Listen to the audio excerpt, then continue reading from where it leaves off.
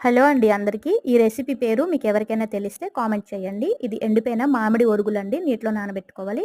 తర్వాత ఉల్లిపాయ ముక్కలు, అల్లం ముక్కలు, ఆవాలు, జీలకర్ర, ఎండుమిర్చి మెత్తగా మిక్సీ పట్టుకోవాలండి.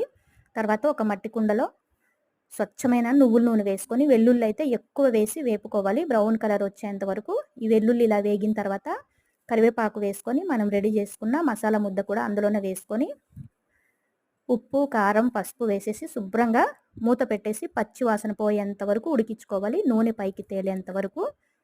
తర్వాత నానబెట్టుకున్న మామిడికాయ ముక్కలు కూడా అందులోనే వేసి కొద్దిగా నీళ్లు పోసుకొని ఇది బాగా మరిగించుకోవాలి. ఈలోపు మనము నానబెట్టుకున్న మినప్పప్పుని మిక్సీ పట్టుకోవాలి గారెల పిండిలాగా. ఇలా పొంగు వచ్చేటప్పుడు చిట్టి చిట్టి వడియాలు తీసుకొని అందులోనే వేసుకోవాలండి. ఇది పచ్చి బాలింతలకి పెడతారండి మా సైడు. ఎవరికైతే ఓపెన్ సర్జరీస్ అవుతాయో అలాంటి వాళ్ళు కూడా తినొచ్చు. ఇది పులుపుగా బాగా ఉంటుంది. పుల్ల పుల్లగా, కారం కారంగా చాలా రుచిగా ఉంటుంది. Thank you.